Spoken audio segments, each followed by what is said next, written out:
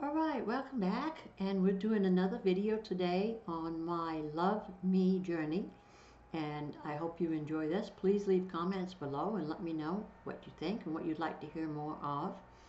But I've entitled this one today, I never felt deserving, and I titled it that way because a lot of times we have a tendency, all of us, to go by feeling. And it's not by feeling. It doesn't matter what I feel. What really matters is what is truth and what is going on. But the one thing I know is that no matter how I felt and how I feel, I am loved.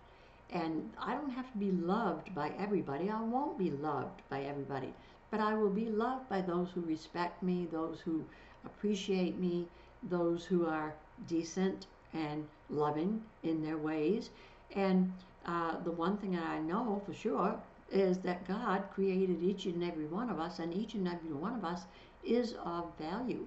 And He has given each and every one of us a purpose in our lives. We're not just to come on this earth and sit around and grow old and grow tired and do nothing and then say bye-bye. I mean, we're here to live a life. We're here to be examples. We're here to be expressive. We're here to enjoy. And the first part of my life, I really didn't enjoy. But boy, I want you to know, I've made up my mind that from when I decided this moment on, I'm going to live differently. I'm going to have things in my life better, and things are going to be better for me. Ever since I've decided that, no matter how much others try to pull me down, no matter how much others try to turn me around, I have decided to stay the trail. I'm going to stay on the path that's leading me to the better me. I don't care what everybody else says or what everybody else does or believes. All right? Another thing is we all are here to teach one another. We all have things of value that we can teach others by our lives and our examples, our experiences, our knowledge, and what have you. My daughter often told me when she was a little girl, well, she still tells me, but often told me when I was a little girl that I was beautiful. And she told me not too long ago, and she's told me a few times that I was inspirational and that I stood out in a crowd, that I walked tall and confident.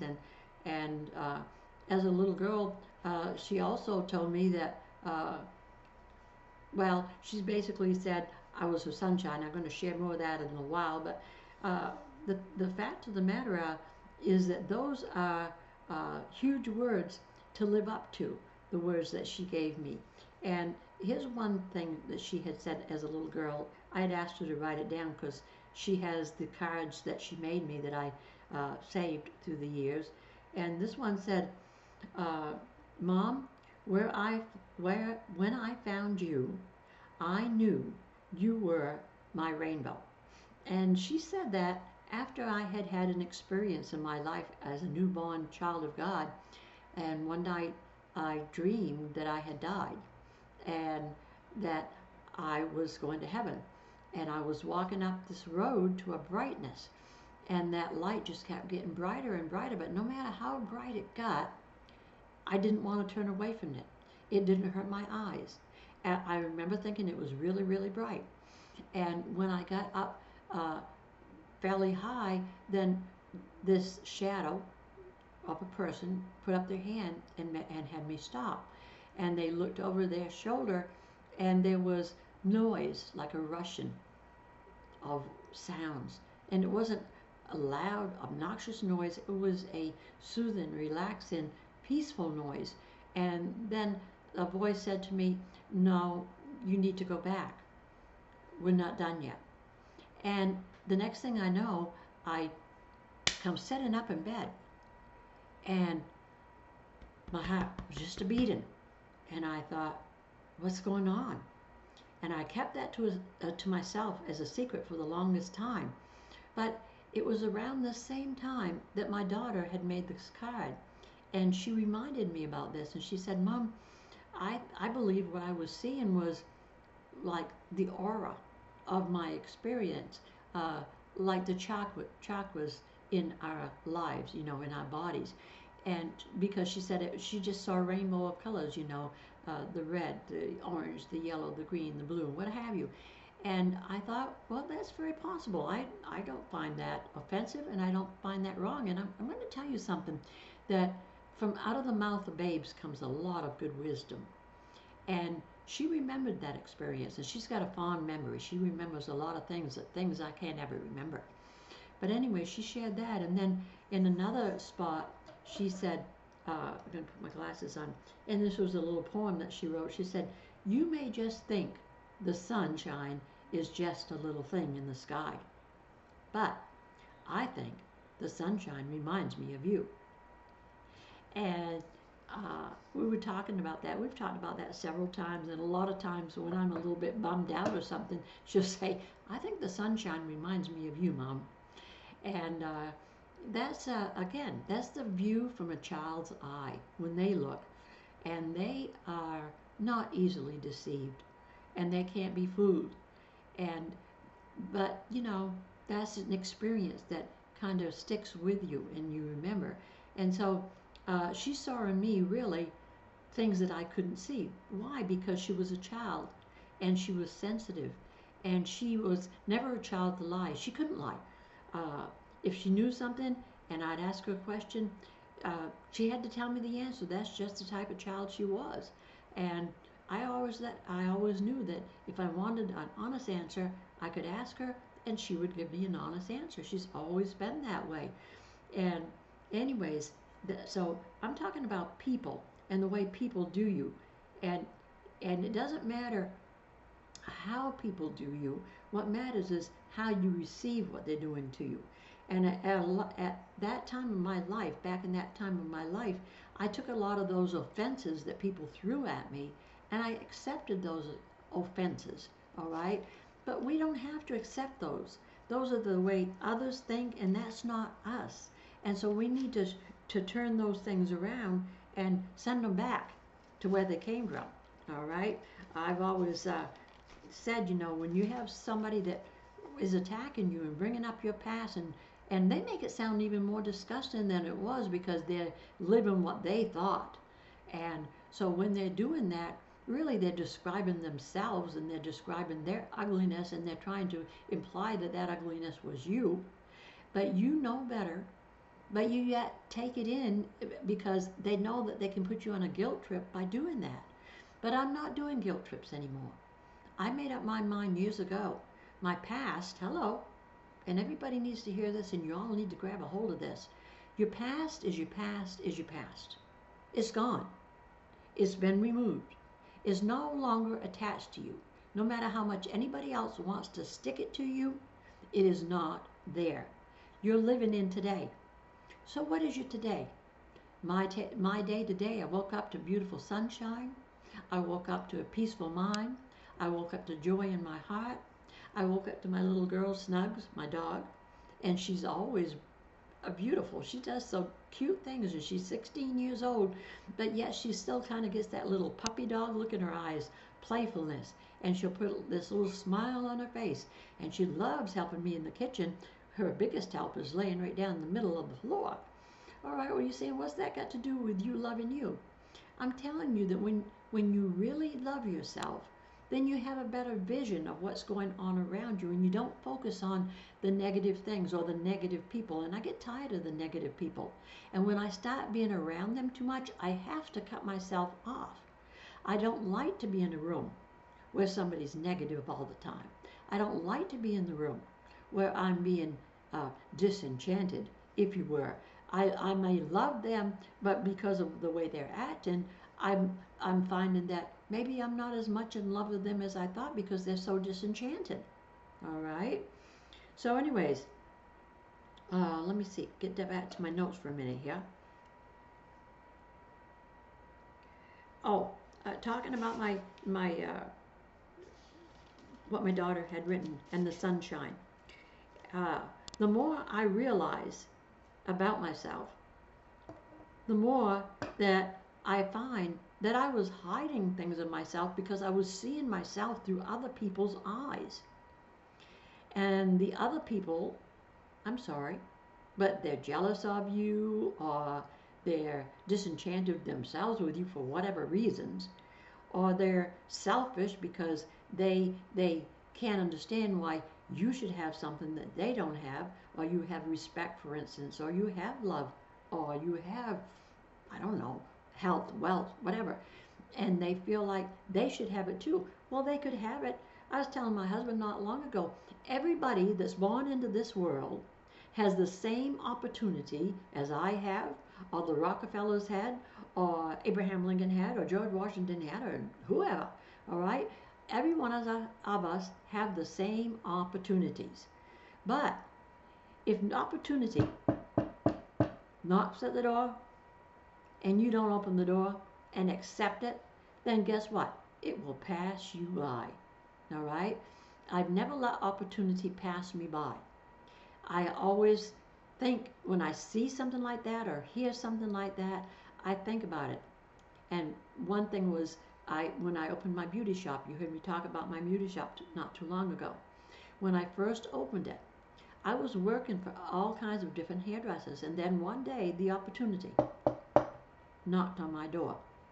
Had I not thought about it, I mean, I'd always dreamed of having my own shop. I'd always dreamed thinking that it would happen. I always believed one day people are going to know who I am. And they did. And you know what? Another day, people are going to know me even more because I try to let people know me. I'm not ashamed of my life. I am happy to be who I am. Am I happy with myself 100% of the time? No, probably not.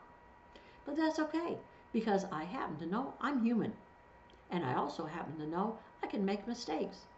But I also happen to know that I've got lots of wisdom, that I am intelligent, that I am bright, and that I can think outside the box. All right? We are not to confine ourselves. We are to express ourselves and open ourselves up. And again, this is about loving me. This is what I have discovered of myself, that these things that had been hidden all these years now, I am working at, and what they are the personality traits that were in me from the very beginning. But they kept getting snuffed out by people who thought that they were far greater than me, or better than me, or jealous of me, or whatever it was that was going on in their lives, and they attached it to me, and I foolishly let it stay attached. But now I've shaken it all off. And in shaking it all off, I begin to see more and more what God is doing in my life. All right? All right. So, let me see. Get back to my note for a second. I'm sorry. All right. I was trying hard to be what everybody else wanted me to be and what everybody else expected of me, and I wasn't being allowed to be who I was. All right? And that made me realize that, especially over the last couple of years, I've thought about it a lot as I've seen myself change. As even before my own eyes, the older me, who looked really kind of haggard because of my lifestyle, started to look younger because I was feeling younger. Why was I feeling younger? Because I was being revived. Why was I being revived? Because I was being brought out of that dark place in my life where everybody tried to bury me in their bad behaviors, their visions, their thoughts, what have you. All right? So my self-love, then, I had to learn how to develop. And that self-love came through Christ, who is light, life, and love. And now I boldly can proclaim what I know and learn, and I can teach it to others through him. Not just the Bible, which I do, and Bible studies, but I try to share my wisdom with people. I try to encourage people that are discouraged. I try to uplift people that are sad. This is what we ought to do in people's lives. There's a lot of people that don't want it, though. They like their misery. They love, sitting back and just whining and pining because nothing's going their way. I don't like it when people say, I'm bored. I'm bored. Hello? I've never been bored a day in my life, because life is about living. And if you're bored, then you're not living. And if you're not living, then I want you to shake yourself and get up and begin to motivate yourself. Nobody else can do it for you. You have to do it for yourself, just like I have. All right? All right, everything that we need, again, I'm going to remind you, is already in here. Everybody wants to blame everybody else. Everybody wants to depend on other people. For instance, people that are going to religious organizations, they go there and they want somebody else to make them feel good. I'm going to go to church this week, and boy, I hope the pastor has a good message because I need a good message. In other words, I need another shot to get me going, to keep me going for another week. Well, hello. Why did you wait a whole week to go get a message to get you going? Why can't you read your Word of God for yourself and be revived in the spirit of life? What life? The life that's within you. What life is that? The life of Christ. What life is that? It is the breath, the light, the love of God. And it's in each and every one of us. But a lot of people just keep burying it and burying it and burying it. All right, let me see what else I had for a note here. Okay. Love yourself. I think I said this last time as well. Love yourself, and then you will love others all that much more. Because once you've learned to love yourself, you love others. I keep loving people that are not lovely or not loving back. Well, why? Because the love in us says, you know what? I remember I was there. I remember that darkness. I remember that feeling. I remember thinking, whatever. And so we are to be who we are. And that's my thought for today. And I don't know if I'll have another one. As right now, I'm at the end of my notes that I had originally written down as it was flowing through my mind. But a couple thoughts came into my mind last night as I was traveling on the road coming home. And so I'm going to think about those, and if the Lord gives me something more to share, I'll be back to share another segment of my Love Me journey, because I am on a journey. And if I have to go alone, I'm going to go alone. But I want to see a lot of people going with me, and so I'm inviting you to go on a Love Me journey. Learn how to love you and show how to love others. God bless you. Have a wonderful day, and thank you for being here.